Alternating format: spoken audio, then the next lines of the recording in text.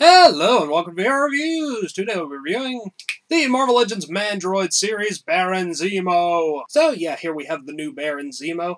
Went to Walmart and the only Marvel Legends they had were the two Captain Americas and Baron Zemo. And I don't want the Captain Americas. But Baron Zemo is kind of cool and I like it a lot better than the Toy Biz design. He just looks a lot more menacing and interesting looking this way without the big flared out hood thing and stuff like that. Anyway, Baron Zemo is a pretty cool figure. Comes with two accessories, a piece of Mandroid, which is an interesting build figure that I probably won't get, and is overall a really good Marvel Legend. So let's go ahead and zoom in for the articulation, sculpt, paint details, all those sorts of things. Alright, starting off with a quick size comparison. What? Something's not right here. Hold on. Anyway, starting off with a quick size comparison, here you can see Baron Zemo, 3 3/4 inch Marvel Universe Wolverine, and another standard 6-inch size Marvel Legend, which is Superior Spider-Man.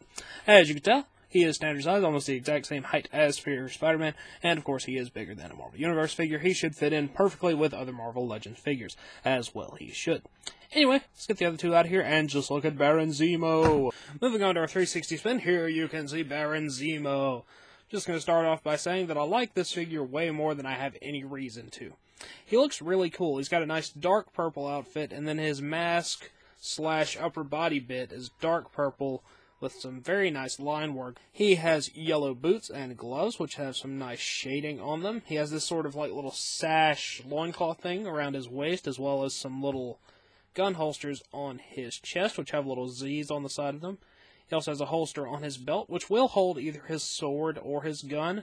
I have his gun in it right now, and I put his sword on his back, because that's the only way I can think of to have him hold both of them sort of at the same time.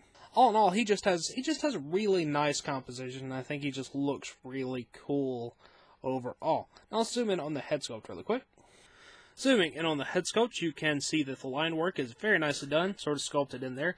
He has a yellow sort of crown thing and white painted eyes. He looks very intense, especially for someone that's essentially wearing a purple mask and a tiara. The just sort of overall facial composition kind of reminds me of Black Panther. It just has that very intense just appearance to it. Anyway, I think it looks really cool. Now let's zoom out and look at some articulation. Articulation-wise, Baron Zemo is pretty much just as good as you should be expecting from Hasbro right now. His head is on a disc, up and down, rotates, ball joint shoulders in and out, forward and back, bicep cut, double joint elbows, wrist rotation and hinge, abdominal joint that moves very well, waist cut, ball joint hips, in and out, forward and back, upper thigh cut, double jointed knees, boot cut, hinge, pivot on the ankle. So yeah, very good articulation. It's everything that I expected to see. Anyway, let's take a look at his accessories. Accessories-wise, Baron Zemo has this gun. It is molded in silver and has this sort of leopard skin print on the handle. I don't know if that's something that Baron Zemo normally has, but it's certainly interesting looking, and it fits in his hand nicely. And then Baron Zemo also has his sword, which is yellow at the hilt and handguard, and silver on the blade. It looks good. It might use a little bit of extra paint in places, but it looks perfectly acceptable. And of course fits well in that hand. You can actually use either in either hand, but the trigger finger is only on the other side. That about wraps it up for Baron Zemo's accessories, but let's take a look at his piece of the Mandroid. Of course, Baron Zemo comes with the right arm of Mandroid, which is very similar to the right arm of Ironmonger, except it's gray and has this little Gatling gun thing on it, and it looks pretty cool.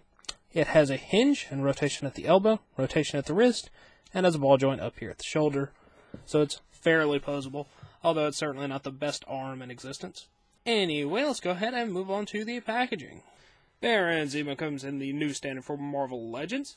It's sort of a blue and black box. Build-A-Figure collection, Mandroid up there at the top. Captain America, got your big window there. Marvel Legends Infinite Series, Soldiers of AIM. Got pictures of Captain America on the side. On the back, get a picture of the AIM soldier and Baron Zemo, as well as the other figures in this wave, which are Marvel Now Captain America, Red Skull and Hydra soldier, Baron Zemo and an AIM soldier, and then 3 things that they hadn't announced at this point, which are World War II Captain America, Bucky, Winter Soldier type dude, and Natasha Romanoff, or Black Widow if you prefer. As always, these are good for in or out of package display, so yeah, Baron Zemo. Alright, that wraps it up for Baron Zemo, so until next time, goodbye! Hello, you've just watched one of my videos. Feel free to like, comment, and subscribe if you enjoyed my videos. If you didn't, run away and never return. Also, feel free to check out my other channels, Venom Raptor for all my variety gaming content, and VR Reviews for reviews of various action figures and collectibles. Thank you, and goodbye.